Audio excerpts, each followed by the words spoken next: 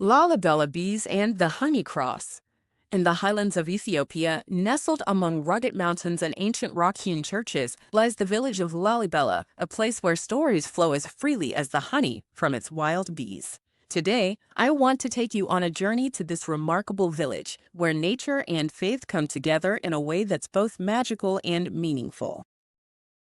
Our story begins with two key characters, Amina, a young girl from Lalibela, curious and kind-hearted, and her grandfather, Baba Johannes, a wise elder who knows the secrets of the land and the stories of their ancestors. Baba Johannes is not just a storyteller. He is a caretaker of tradition, a guardian of the sacred relationship between people, bees, and the church.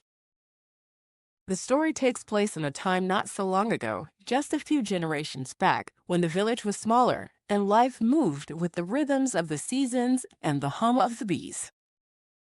Now, Lalibela is famous for its 11 churches, carved right out of solid rock. One of these churches, dedicated to St. George, has a cross on its roof that holds a special place in the hearts of the villagers. This cross is no ordinary symbol. Over the years, it has become home to a swarm of wild bees.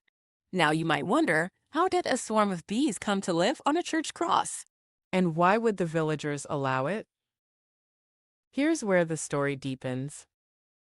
One early morning, Baba Johannes told Amina about the day he first noticed the bees gathering on the cross. They came like a golden cloud, he said, buzzing with life and purpose. At first, we were unsure. Was this a blessing or a problem? The villagers soon realized that the bees were not just wild insects, they were sacred guests. The honey they made was unlike any other, rich, sweet, and said to have healing powers. People who were sick or tired would come to the church, hoping to taste this special honey and find comfort in its sweetness. But the bees needed protection. The villagers understood this deeply. If the bees were harmed, the balance would be broken, and the blessings might disappear. So they began to protect the wild hives, carefully tending to the area around the church cross, making sure the bees could live undisturbed. This respect for the bees became a way of honoring sacred ecology, the idea that nature is a gift, intertwined with faith and community. It reminded everyone that caring for the environment is part of caring for one another. Amina loved hearing these stories, and she wanted to do more. With Baba Johannes' guidance, she started a small garden near her home, a bee-friendly garden filled with flowers that bees love, bright sunflowers, fragrant lavender, and wild herbs. She planted these flowers not just for beauty, but to invite more bees to visit to help them thrive. And here's a little activity you can try at home or in your community, a bee-friendly garden plan. Choose colorful, nectar-rich flowers that bloom at different times so bees always have food.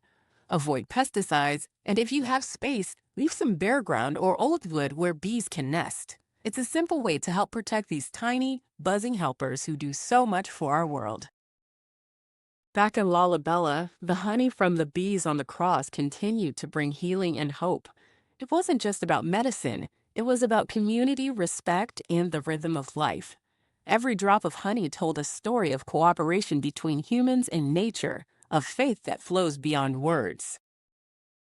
So next time you see a bee buzzing by, remember the story of Lalibela and the honey cross. Remember that even the smallest creatures can hold great meaning, and that by protecting them, we protect ourselves.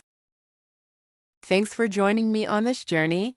Until next time, keep your eyes open, your hearts kind, and maybe, just maybe, plant a flower for a bee.